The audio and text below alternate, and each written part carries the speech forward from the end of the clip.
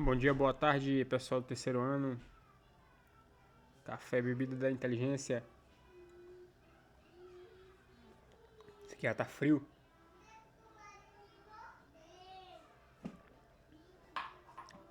Tem que ser assim mesmo, pode estragar não. Eita, já comecei a ficar ruim, ó. Só por causa do ambiente aqui dos livros. Ave Maria.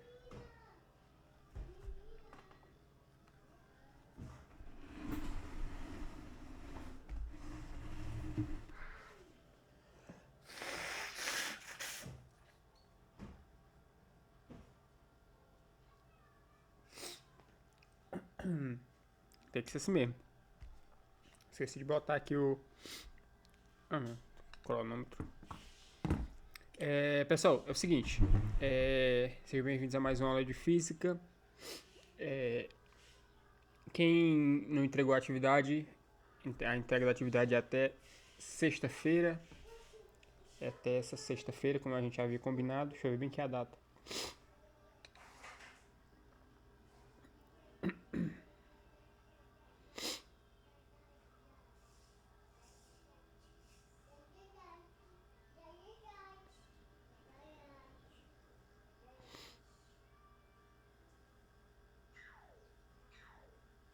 Bora, negócio. O celular fica lento aqui por conta dessa ruma de mensagem de grupo. 28 de março, né? O último prazo para entrega da atividade. Então, pessoal, quem entregou a atividade, eu estou corrigindo ainda as atividades, eu estou colocando o nome de quem fez, de quem concluiu lá, tô olhando a atividade, corrigindo. Estou colocando o nome de quem fez naquele vídeo lá, né, no vídeo da atividade. Confiram lá se o nome de vocês está lá. Se o nome de vocês não estiver lá, pode ser por dois motivos. Um é porque eu ainda estou corrigindo, ainda estou colocando, estou corrigindo aos poucos. Daqui para domingo eu quero terminar de corrigir, que é muita coisa, né? São todas as turmas. E eu estou corrigindo e colocando lá o nome de cada um. Teve gente que mandou, eu disse para mandar a foto da atividade. Teve gente que copiou a atividade todinha no e-mail, né? Copiou perguntas e respostas. Válido, fez a atividade. Não tem problema. Mas teve gente que mandou as fotos lá da atividade e esqueceu de botar o nome, turma e turno. Então como é que eu vou saber? Como é que eu vou dar nota? A pessoa fez tudo certinho, mas aí não tem como eu saber quem foi que enviou. Não colocou nome, turma e turno. E teve gente que colocou ainda, que até colocou o nome, né? Nome completo, né? Então, inclusive alunos muito bons colocaram o nome completo, mas não colocaram a turma e turno. Como é que eu vou saber qual é a turma que você é? Então não tem como eu ficar procurando aí. Eu vou colocando a nota, mas quando eu for botar no CIAP já é tudo junto, não vou sair procurando turma não. Então coloque nome, turma e turno. Não esqueça de colocar. Então se tiver faltando lá nas informações o nome de vocês, ou a turma ou o turno, infelizmente vocês vão ficar sem nota. Né? Eu mandei o e-mail de resposta, né? Para quem colocou só o nome. Eu disse, coloque, faltou turma e turno. Quem só mandou atividade não mandou nome. Aí coloque nome, turma e turno. E teve gente também que colocou o nome, turma e tudo certinho. Só que na hora de postar, né, postou com. Não mandou atividade, mandou só o nome. Aí uns mandaram a atividade sem nome, outros mandam com nome e tudo, turma e tudo certinho. Só que eu coloquei lá, ó, só que aí, se vocês não virem o nome de vocês lá, não pode ser por um desses motivos, né? Ou eu estou corrigindo ou faltou alguma coisa.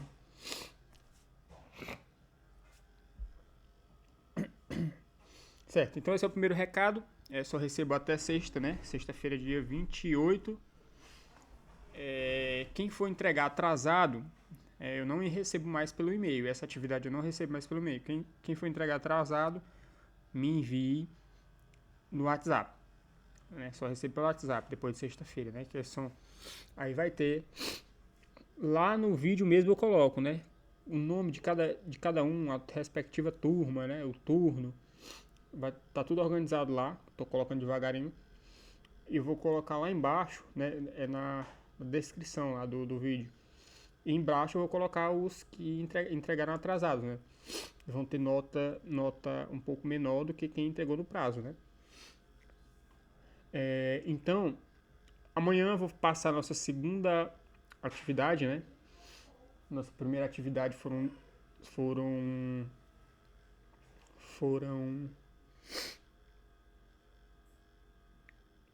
2 semanas, né, pra responder. Tinha gente chegando, tinha gente que ainda tem gente hoje me pedindo a- os vídeos das atividades para poder responder.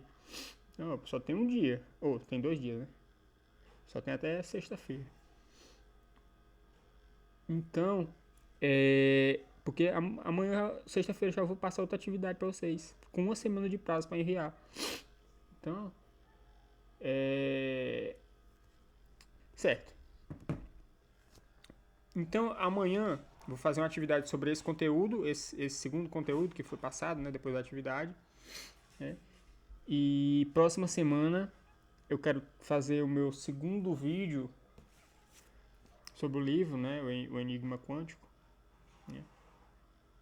Eu sempre geralmente falo, no primeiro ano eu dou uma pinceladinha, se me deixarem falar, né? Às vezes sim, às vezes não. E no terceiro ano eu falo, sempre falo do Enigma Quântico, quando eu estou falando de física moderna. Então, aquele primeiro vídeo que eu postei, né? Eu acho difícil, acho que ninguém no Brasil fez um vídeo completo como aquele, né? De falar sobre a física quântica, a natureza, passar lá por Aristóteles, filosofia aristotélica, filosofia escolástica, literatura grega, né? Filosofia grega pré-socrática, é, filosofia patrística, escolástica, né? Então eu acho que ninguém fez um vídeo assim completo. Lógico, ali foi a primeira parte, né? Ela é a introdução do livro. Não tem como eu falar de física quântica ali aprofundado para vocês que estão no ensino médio, né? Mas aquilo que é importante ali foi tratado para quem não é do ramo. Eu nunca vi ninguém fazendo um vídeo daquele. Pelo menos até 5 anos atrás, que era na época que eu ainda acompanhava. Tá com mais de 5 anos que eu quero gravar esse vídeo. E graças a Deus tive a oportunidade aqui com esses vídeos, fazendo vídeos para vocês. E a segunda parte, né? A segunda parte já foi tratada, né? Que eu vou falar da causalidade vertical, vou falar do anti-essência de Santo Tomás, né? Como foi que o Wolfgang Schmidt encontrou lá no Santo Tomás de Aquino, essa noção de a, a destruição do padrão de interferência, né? Na fenda dupla, eu quero falar, se eu lembrar, falarei sobre isso aí também. Então, falar certas coisas mais técnicas que a maioria das pessoas fala. Causalidade vertical, eu não lembro se eu vi em língua portuguesa alguém falando sobre isso, mas eu vi em inglês, né? Vídeos em inglês falando sobre o tema. Né? Ou seja, o americano, em vídeos em inglês sempre você vai achar material de mais qualidade que a língua portuguesa, né? Certo, então vamos lá. Então eu vou fazer, se Deus quiser, como eu falei nas outras turmas, né? Eu tô viciado num assunto aí, estudar os assuntos que me interessam no momento, né? Então, tô viciado nesses estudos. Se eu não estudar, eu fico louco, né? Tá até de madrugada, ontem de noite, estudando. Eu digo, poxa, eu tenho que acordar cedo e querendo estudar. Eu digo, rapaz, como é que pode? Porque aqui, o assunto que você gosta é vício. Você tem que estudar. Se você não estudar, você fica louco. Então, se, se o meu vício por esse tema me permitir, eu me afastar dele um pouco, a gente vai voltar aí pro Enigma Quântico. Faço o vídeo, posto na quinta para vocês. E na sexta a gente faz uma atividade só sobre esses comentários do livro Enigma Quântico, né? Lá do primeiro vídeo e desse segundo que eu vou falar. Já não é nada que eu não tenha passado em aulas, né? Os meus alunos no Betcamp já falei tudo isso que eu vou falar nesse vídeo, eu já falei para eles, né? Os alunos do terceiro ano principalmente. Nas turmas que deixaram eu falar, né? Nas turmas que não deixaram, perderam a oportunidade, né? Mas é assim mesmo, como é que se diz? Assim, o conhecimento não ficou para todo mundo, né? Então, infelizmente, tem um, dois na turma que realmente querem conhecer as coisas e 25, 29, 30 e tantos alunos atrapalham aqueles que querem. Então, por isso que a sala de aula, a educação nesse estilo de sala de aula é uma mentira. Falar a palavra exata, né? Não tem como você aprender nada com um bocado de gente atrapalhando você e atrapalhando o professor. Então, é um dos motivos, né, do insucesso da educação. Principalmente no Brasil. O Brasil, ninguém quer que você cresça, né? Ninguém quer que você evolua, ninguém quer que você seja inteligente. O pessoal quer que você seja burro e receba Bolsa Família, seja escravo, né? É... Então, uma coisa que eu tava, antes de entrar no assunto aqui, aproveitar o gancho, o sucesso na vida, né? Você tem vários tipos de sucesso. Sucesso a felicidade, o sucesso é você encontrar a sua vocação, né? Aqueles que querem ganhar dinheiro, que se interessam em ganhar dinheiro, né? Para que serve a física? Para que serve a matemática, né? Para que serve cada uma das disciplinas? Tava fazendo um estudo, né? No mercado financeiro, Wall Street, bolsa de valores, investimentos, né? Títulos imobiliários. Até o Jovelino falou, né, que o pessoal de Wall Street vai buscar o pessoal na universidade, o pessoal de exatas, né? E quais são as pessoas que têm quem é que tem mais sucesso, né, em investimento de bolsa de valores, né? Saber como é que se investe. Investimento é uma técnica. É uma técnica baseada em estratégias científicas, né? Estratégias baseadas em dados científicos. Quais são aqueles que têm mais sucesso? Então, primeiro, os que têm mais sucesso não é economista. Se você está querendo ganhar dinheiro e você se formar em economia, economia é uma merda para ganhar dinheiro. Aqueles que têm mais sucesso são aqueles que fazem engenharia. Ou seja, engenheiro elétrico, engenheiro mecânico, principalmente essas áreas, engenharia elétrica, engenharia mecânica. Mas engenharia em geral são os que têm mais sucesso. Segundo lugar, físicos. É formado em física, tem grande sucesso em investimento em bolsa de valores no mundo inteiro. Em terceiro lugar, os matemáticos. Né? Por quê? Porque as estruturas, as estratégias, todas são matemáticas. Né? Mas nos Estados Unidos, por exemplo, tem a matemática aplicada. Os caras sabem aplicar a matemática. Quem faz matemática no Brasil geralmente não aplica essa matemática, faz aquilo de matemática pura. Então, se você entrar com matemática pura no mercado, o mercado vai te engolir. Né? Porque o mercado não é matemática pura. Ele é um senso prático, ali tem psicologia, ali tem estratégias, ali você lida com dados que não são puramente matemáticas. É matemática aplicada a algo. Então, quem é que tem mais sucesso nisso? Né? São os engenheiros, porque a matemática deles é aplicada por uma coisa prática. Eles estudam muita matemática. Cálculo diferencial, integral, EDO, né? Equações diferenciais ordinárias. Então, eles têm todo um estudo que isso aí você tem que saber. Você vai entrar no mercado financeiro sem saber isso aí, você está perdido. Estatística. Então, na engenharia, eles estudam justamente para aplicar esses conhecimentos. Então, eles estão aplicando, estão utilizando os conhecimentos matemáticos na prática o tempo todo. Então, eles têm um forte senso prático de como utilizar a matemática para alguma coisa que faça sentido, alguma coisa produtiva. Né? Então, quem vai ter mais sucesso? É eles, porque eles sabem como é que faz isso. Né? A física não tem tanta aplicabilidade quanto a engenharia, mas ela tem alguma aplicabilidade, né?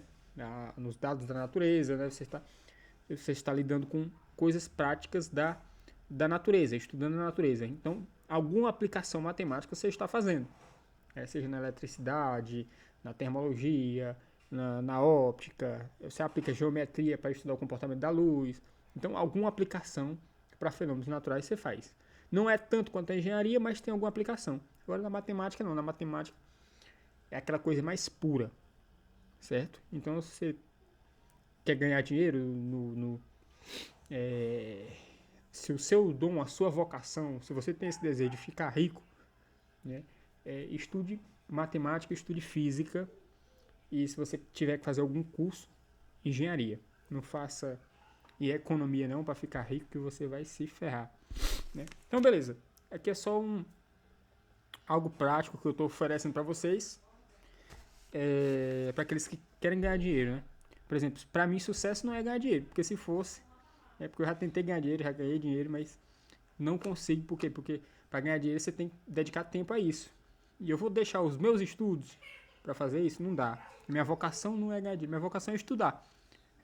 Estudar aquilo que eu gosto. Eu estudo o que eu gosto, né?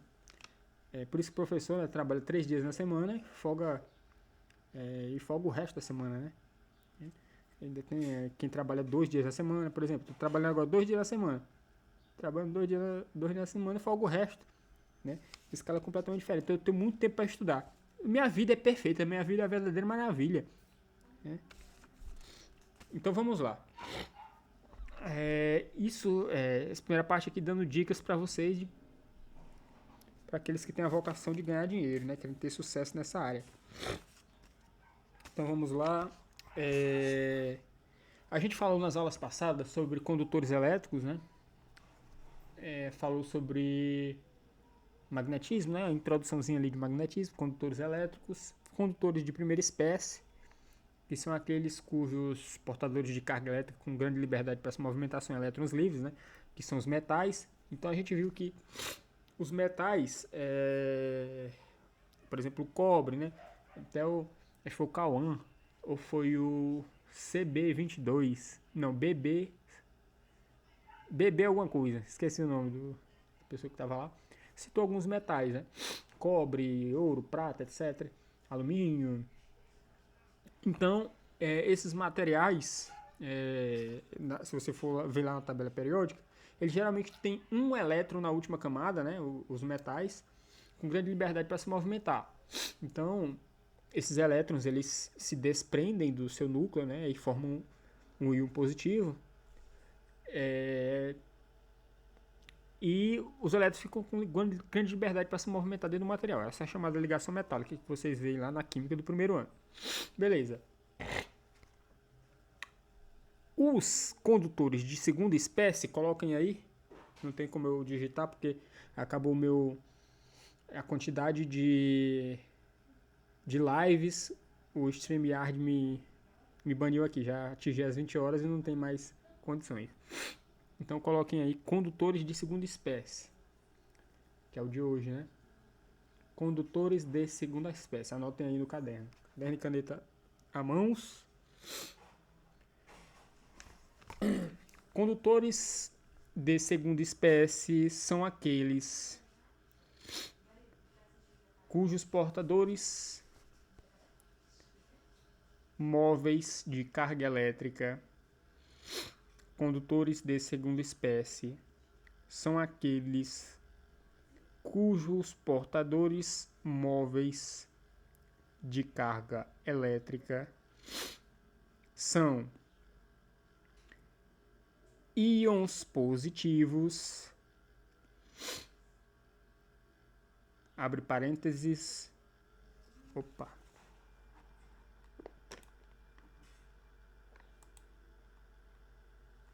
cátions, fecha parênteses, e íons negativos, abre parênteses, ânions, fecha parênteses.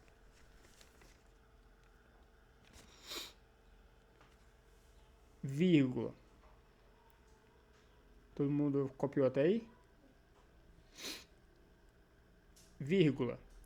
Isto é, vírgula, átomos, abre parênteses, ou grupo de átomos, fecha parênteses,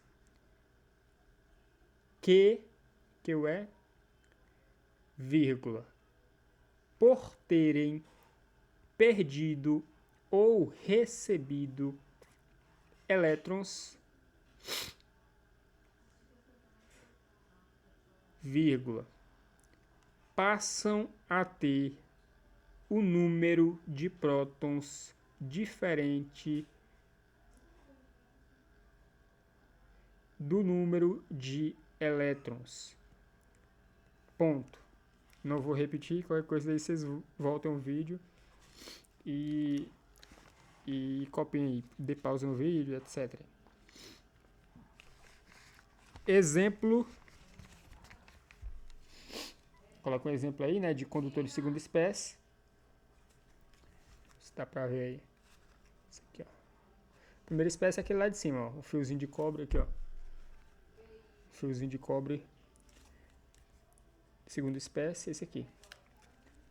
Exemplo, solução aquosa de cloreto de sódio. Abre parênteses. Sal de cozinha. Fecha parênteses.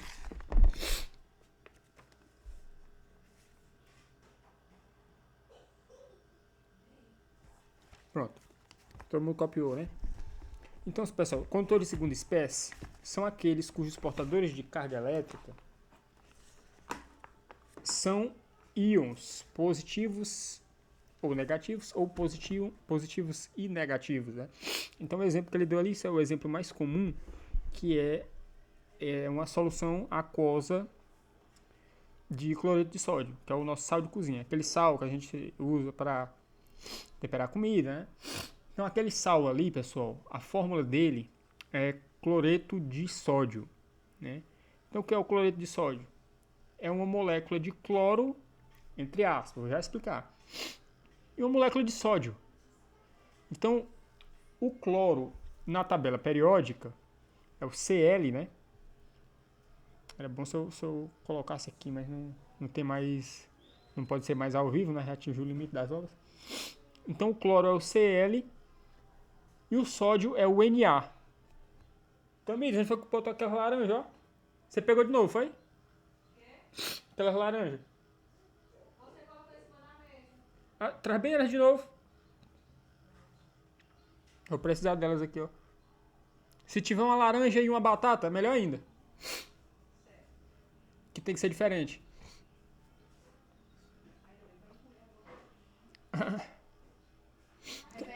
Então, o cloreto de sódio é o quê? Tem esses dois átomos de cloro, né? Um de cloro e um de sódio. Muito obrigado. Então tem um átomo de cloro e um átomo de sódio, né? Então dois átomos diferentes. O que acontece? Se você for ver lá na tabela periódica, né? Tem a distribuição eletrônica, né? O cloro, na última camada, ele tá faltando um elétron ali para completar a camada dele, né? A gente faz... É bom na aula ao vivo. Na aula ao vivo a gente vai dar uma breve revisada para vocês verem. A última camada do cloro, ela está incompleta. Ela está faltando um elétron, né? E para completar a camada, né? Então, a camada K, L, M, lá na química vocês viram, né? Camada K, que é a primeira camada. 2 elétrons. Camada L, 8 elétrons, né? Para completar, etc, etc. Então, o cloro está faltando um elétron para ele completar a camada ali, ó, a camada eletrônica dele. E o sódio, na última camada, tá faltando, tá sobrando um elétron, só tem um elétron lá na última camada. Então, o que acontece?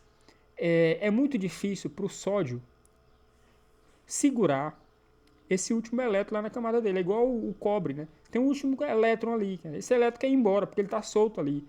Não tem companheiros para fazer companhia para ele ali. Então, ele vai querer ir embora, né? Ou seja, e aqui no cloro, tem vários companheiros na última camada, tá faltando uma vaga. Então, se esse aqui tá solitário aqui, tá querendo ir embora do lugar dele aqui, né? E aqui tem uma vaga, né? Na última camada aqui do cloro. Então, o do sódio aqui, esse elétron do sódio vai escapar, assim como os elétrons lá do cobre, né? Na ligação metálica. Só que ele vai ocupar a vaga aqui no átomo de sódio. Então, o que é que acontece? Esse átomo de sódio aqui, se ele perder um elétron, se ele perdeu carga negativa, se ele perder um elétron, carga negativa, ele vai ficar com carga positiva. Ou seja, é um íon positivo. Ou seja, um cátion. Então vai ser o Na+. Perdeu o elétron, perdeu carga negativa, então ficou positivo. Na+. E o cloro recebeu um elétron, recebeu carga negativa. Então, se ele recebeu carga negativa, ele vai ficar o quê? Se ele recebeu elétron, vai ficar carregado negativamente. Ou seja, um átomo eletrizado negativamente é um íon negativo. Ou seja, um ânion. Então, se eu tenho um íon positivo com um íon negativo, então se eu tenho cargas elétricas de sinais contrários, o que é que acontece se eu coloco uma perto da outra? Elas se atraem, não? Cargas de sinais opostos se atraem, como a gente viu nas aulas passadas. Então elas vão se atrair aqui, ó, né? Vão ficar grudadinhas aqui. Então essa molécula dessa união do Na+ e do Cl-, a gente chama de cloreto.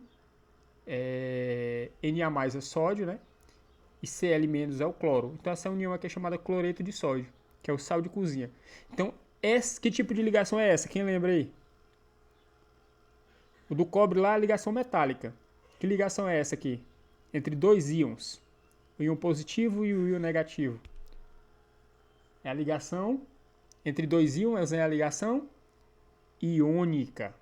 Então é a ligação iônica, né, que vocês estudaram lá na química do primeiro ano. Então o que acontece? A força entre as cargas elétricas, elas dependem do material, como a gente vai ver lá na lei de Coulomb, do meio material. Por exemplo, no vácuo, a força é uma. Se for para o ar, a força já é outra, já diminui um pouco. Se for na água, se essas partículas estiverem na água, a força já diminui um pouco. Se estiverem no óleo, a força já diminui um pouco. Então, a força elétrica depende do meio material em que as cargas elétricas estão inseridas, né? Então, no ar é praticamente igual a do vácuo, a força, né? Só que no ar é um pouquinho menor. Então, tem uma força grande aqui. Na hora que eu coloco na água, essa força enfraquece. A força enfraquece, né? Então, na hora que eu coloco cloreto de... Por que quando eu jogo o sal dentro d'água, eu jogo uma pitada de sal ali dentro d'água, o sal dissolve? Por quê? Porque quando eu jogo o cloreto de sódio na água, a força elétrica entre a molécula de cloreto de sódio aqui, ela enfraquece. Então, quando ela enfraquece, elas se soltam. Então, eu destruo a ligação química entre o Na+ e o Cl-. Então, esses íons, eles ficam soltos dentro da água ali, né? Então, eles ficam boiando. Eles fazem o mesmo papel dos elétrons livres. Então, ficam chamados íons livres, né? Eles ficam livres para se movimentar por dentro da água ali. Cargas positivas e cargas negativas. Então, por isso que água com sal, né, é boa condutora de eletricidade, né? Por conta desses íons que ficam soltos aí, né? Na+ e Cl-.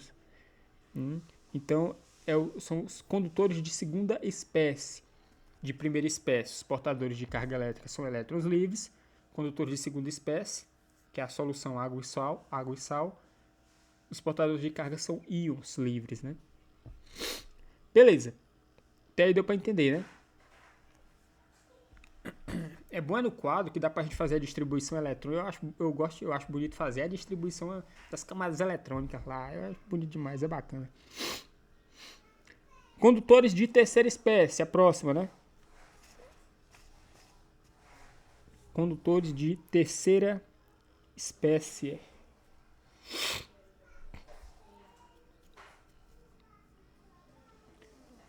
Condutores de terceira espécie são aqueles cujos portadores de carga elétrica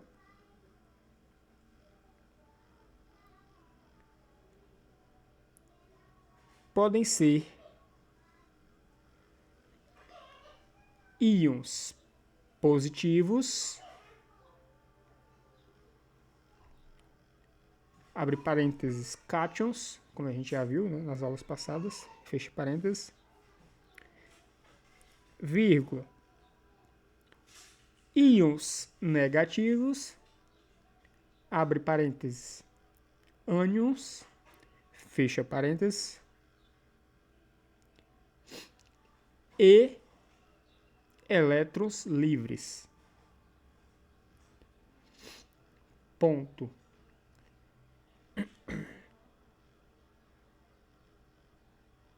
Repetindo.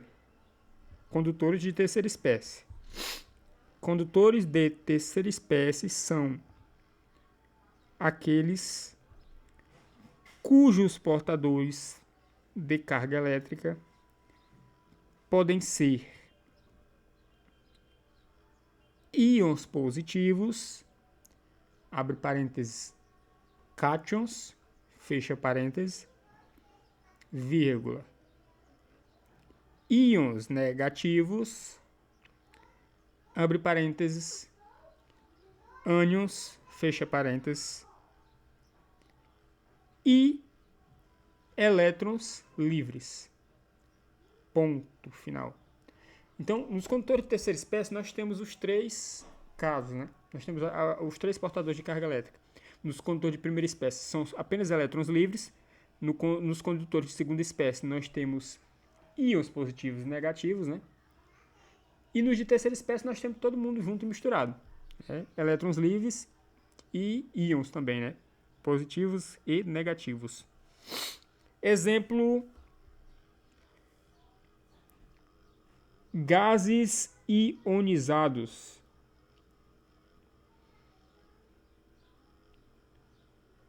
Segundo exemplo, lâmpada fluorescente. Poxa, a pena não dá para copiar aqui, que dá para anotar o nome aí. Lâmpada fluorescente. Que a lâmpada fluorescente ali tem um gás ionizado, né? Na hora que eu coloco uma tensão elétrica ali, né, a voltagem, né, ocorre a ionização do gás, né, e a lâmpada acende. Então, é um exemplo de condutores de terceira espécie.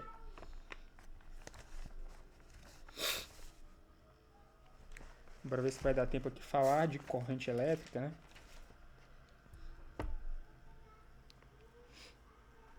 Então, a gente vai falando dos ramos as partes da física do terceiro ano que dá para fazer aqui sem fazer conta, né? Sem colocar no quadro aqui, sem fazer conta. Então, a gente vai falando deles. Agora nós vamos para outra parte da física. Tudo isso aí que a gente falou até agora é eletrostática, né? Cargas elétricas em repouso. A gente foi, ou em outra aula a gente foi lá para magnetismo, falou de ímãs, né? Alguns princípios do magnetismo, né? Agora nós vamos para eletrodinâmica. Coloquem aí, eletrodinâmica.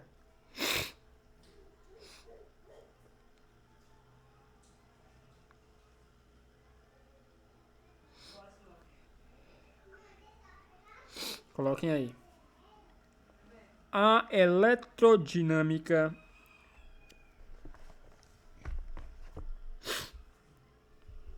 é o estudo das correntes elétricas, vírgula, suas causas e os efeitos que produzem no caminho. Caminho entre aspas, viu, pessoal? Colocou aqui. Onde passam os portadores de carga elétrica livres. Então a gente já viu que os condutores elétricos são as três espécies, né? Esses portadores de carga elétrica livres podem ser elétrons livres, ou íons positivos, ou íons negativos livres, né? Ou os três juntos. Então são três tipos de condutores. São três espécies de condutores, né? Repetindo aqui, a eletrodinâmica é o estudo das correntes elétricas, vírgula, suas causas e os efeitos que produzem no caminho, entre aspas, né, por onde passam os portadores de carga elétrica livres. Ponto. Então, a eletrodinâmica, eletrostática, a gente viu, né, estuda cargas elétricas, estática é parado, né? Então, eletrostática estuda cargas elétricas paradas. Eletrodinâmica, dinâmica é movimento, né? E desde lá do primeiro ano, né, a gente via a cinemática e a dinâmica, né? A cinemática estuda o movimento sem a gente saber as causas, né? E a dinâmica a gente estuda os movimentos com suas respectivas causas. Então, na eletrodinâmica, nós vamos estudar o movimento das cargas elétricas ali, dos portadores de carga elétrica e as causas desse movimento, né? Que aí tem a tensão elétrica, né? Que a gente chama de voltagem, né? Até os meus amigos da engenharia não gostavam desse sinal de voltagem, não, né? Dizer que estava errado, mas não vejo problema nenhum em falar, né? Voltagem, né? Tensão ou DDP, né? Mas veremos isso aí futuramente, né? A diferença, porque dessa nomenclatura. Que é a tensão da nossa rede, né? Da nossa rede elétrica, 220 volts, né? Corrente alternada, 1,5 volts numa pilha, né? Corrente contínua, a bateria de carro, 12 volts, né? Então essa é a tensão, ou DDP, diferença potencial, ou voltagem. Beleza, são as causas do movimento dos elétrons, né? Mas a gente não viu, a gente viu o seguinte, desde lá do segundo ano, também no princípio da incerteza de Heisenberg, etc., a gente percebe que todas as partículas, os átomos, os prótons, nêutrons e elétrons, estão em constante movimento e eles nunca param. Então, se eles estão em constante movimento, isso aí não seria uma corrente elétrica, não? São portadores de carga elétrica que estão em movimento. Então, se eles estão em movimento, era para gerar uma corrente elétrica, ou seja, era para ter um efeito elétrico. No mínimo, era para a gente levar choque. Está cheio de cargas elétricas aqui, se mexendo, se movendo no nosso corpo. Por que a gente não dá choque, né? Porque essas cargas elétricas, elas têm que ter um sentido preferencial, tem que ser um movimento ordenado. Se for um movimento desorganizado, caótico, os efeitos caóticos, um vai anulando o efeito do outro. Por exemplo, se tem uma carga negativa andando para cá e outra carga negativa andando para cá, um anula o efeito da outra. Se tem uma carga positiva andando para cá e tem uma negativa andando no mesmo sentido, um anula o efeito da outra. Então, esse movimento caótico anula o efeito dos outros. Mesma coisa lá do ímã, né? Todos os prótons, nêutrons e elétrons são pequenos ímãs. Por que a gente não se atrai nos metais? Porque um está para um lado, o campo magnético de um está para um lado, outro está para o outro, então fica um movimento do campo magnético todo caótico e um vai anulando o outro. Mesma coisa são os gases, né? Os gases estão se movimentando aqui a uma velocidade altíssima aqui dentro dessa sala, da sala de vocês. Por que essas partículas de gás não derrubam a nossa casa? Porque estão todos organizados. Então, como são partículas pequenas, né? Uma vai batendo lá, outra vai batendo aqui. Agora, se todas forem na mesma direção juntas ao mesmo tempo, aí derruba a casa, que é o que a gente chama de furacão, né? Ou se todas começarem a girar em círculos aqui, as partículas de ar começarem a girar em círculo, faz um redemoinho lá do Saci, né? Ou então faz um twist, né? Como é que chama? Tornado, é? Tornado, amor, que chama aquele negócio que gira o vento? Acho que é. Então, quando eles começam a ter um sentido preferencial, aí ganha força, o negócio ganha força. Ou se todos os spins, né, das partículas subatômicas lá, né, o campo magnético do próton, nêutron, elétron, se eles tomar uma direção só, né, aí nós temos os materiais ferromagnéticos, né, os ímãs, né. Então, geralmente é tudo caótico. Só que quando eu aplico, se eu tenho portadores de carga elétrica, né, os íons positivos ou negativos, ou elétrons livres, né, no material eu aplico uma voltagem, uma tensão elétrica, né, ou coloco uma pilha, uma bateria, né, eles vão tender a ter um sentido ordenado de movimento. né? Esse sentido ordenado a gente chama de corrente elétrica, né? Essas partículas começam a se mover como se fosse a água na mangueira, né? Sendo empurrada ali pela pressão, né? da mangueira. Então, carga elétrica, ou corrente elétrica, coloquem aí a definição. Corrente elétrica é o movimento ordenado, isto é, com direção e sentido preferenciais de portadores de carga elétrica. Repetindo, corrente elétrica é o movimento ordenado, isto é, corrente elétrica é o movimento ordenado, vírgula, isto é, vírgula, com direção e sentidos preferenciais, vírgula, de portadores de carga elétrica. Certo? Essa é a definição. E não precisa ser, como o caso que eu falei, né? Como se fosse as partículas de água de uma mangueira, né? Em que elas vão sair lá do comecinho da mangueira, vai até a ponta, né? Sai lá do comecinho da mangueira, vai até a ponta. Isso aí a gente chama de corrente contínua, né? Quando a gente tem um circuito elétrico, por exemplo, uma pilha e uma lâmpada, né? Tem uma lâmpadazinha aqui. Eu tenho uma pilha aqui, né? Eu ligo ela por um fio elétrico, né? Então essa corrente vai sempre assim, ó, saindo da pilha, indo para a lâmpada e essa lâmpada fica acesa, certo? Isso aí chama de corrente contínua. Só que a corrente que nós temos na nossa casa é 220 volts, né? Pessoal mais lá pro sul, sudeste, sei lá, é 110 volts, né? Então é corrente alternada. Então, ao invés de fazer da corrente ser assim, contínua, corrente alternada, ela vai e volta assim, ó. Vai e volta. Numa frequência de 60 Hz, né? Que é 60 vezes por segundo. Um ciclo são 60 ciclos em um segundo, né? Hertz quer dizer por segundo, né? 60 Hz. Então, vai e volta. Então, na verdade, são 120 movimentos, né? 1, 2, 3, 4, 5, 6, 7, 8, 9, 10, em um segundo, né? Então, a nossa lâmpada, ela pisca 120 vezes em um segundo, tá? Nesse ciclo, né, de corrente. Cada vez que os elétrons estão nessa direção, acende a lâmpada. Cada vez que ele volta, acende a lâmpada. Então, ele faz esse movimento de vai e volta 60 vezes. Então, vai, acendeu, voltou, acendeu. Foi a primeira vez. Então, cada ciclo desse aqui, ela acende 2 vezes. De novo, vai, ela acendeu, volta, ela acendeu.